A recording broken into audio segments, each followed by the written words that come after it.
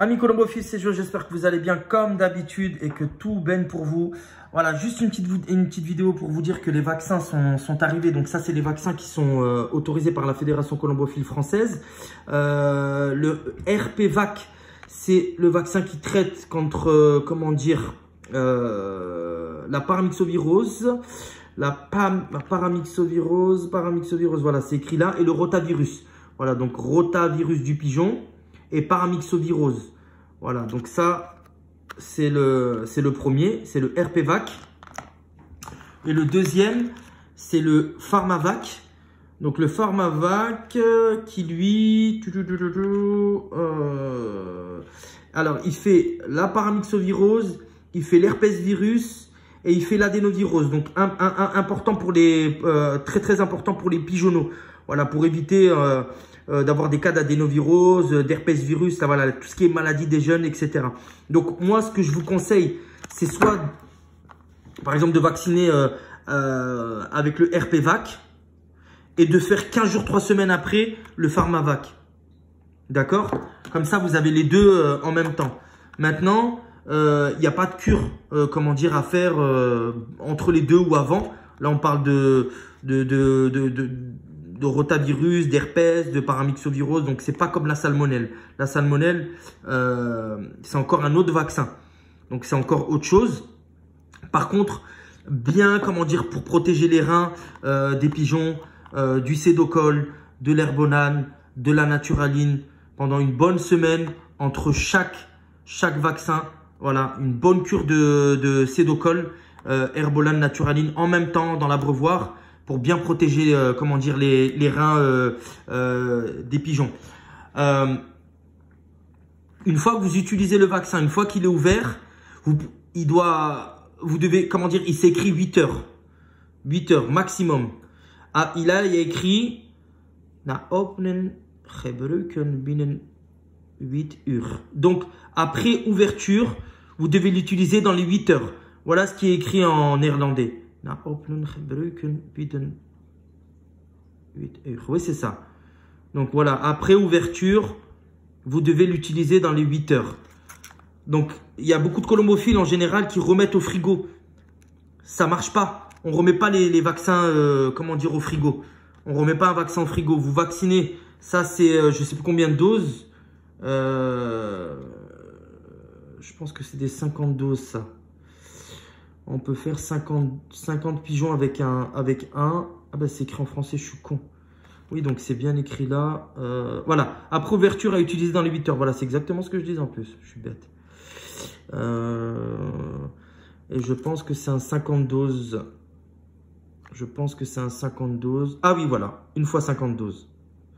D'accord? Donc voilà la date de péremption, 28 juillet 2024. Et ça reste bien dans le frigo, dans les pochettes comme ça. Donc là, je vais les remettre au frigo. C'est juste pour faire la vidéo que j'ai, Théo, mon chat. La star qui veut être filmée. C'était juste pour faire la vidéo. Donc, pousse-toi. Qu'est-ce que je voulais dire?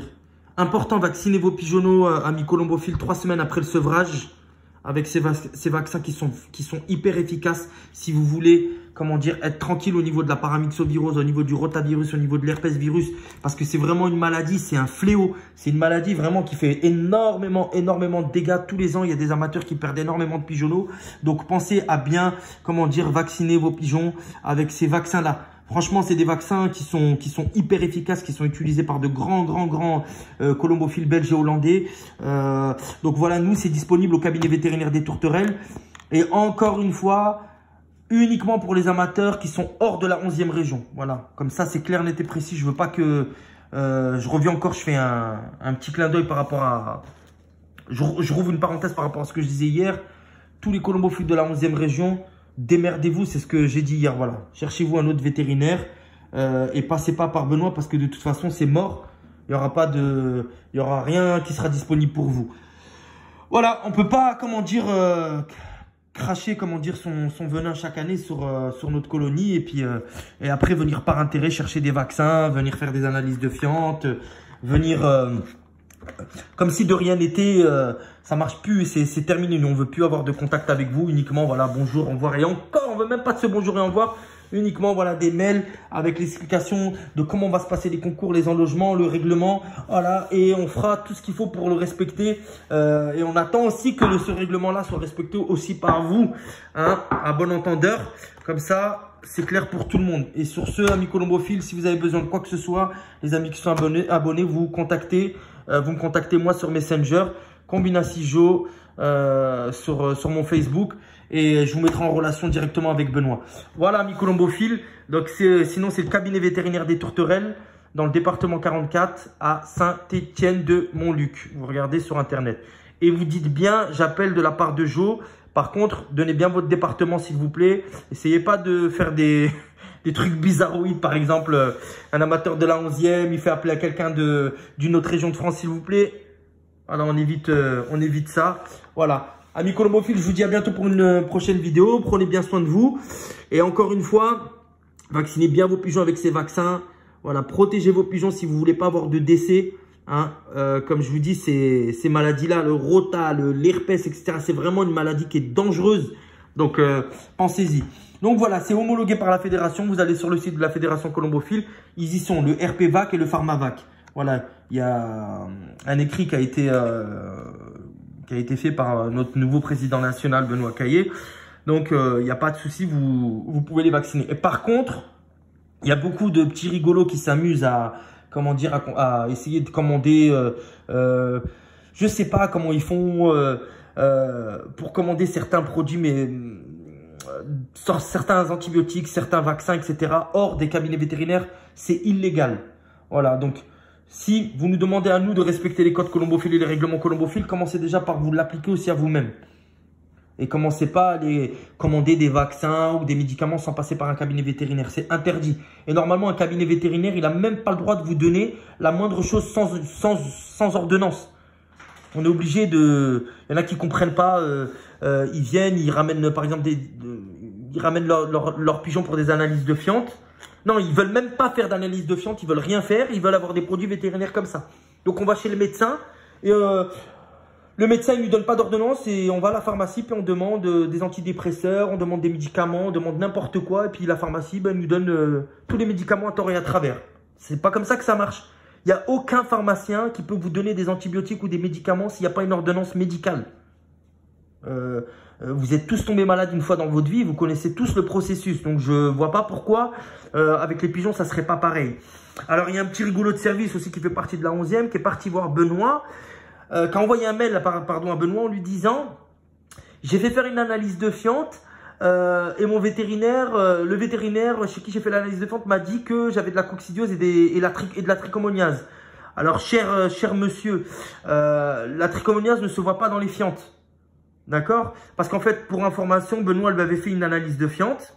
Monsieur était pas content ou alors j'ai pas de bonjour dans son mail. Sa femme est venue aussi au cabinet vétérinaire, pas de bonjour. Elle a mal parlé d'ailleurs aussi à l'assistante vétérinaire de Benoît. Enfin bref, des gens irrespectueux, mal élevés. Hein.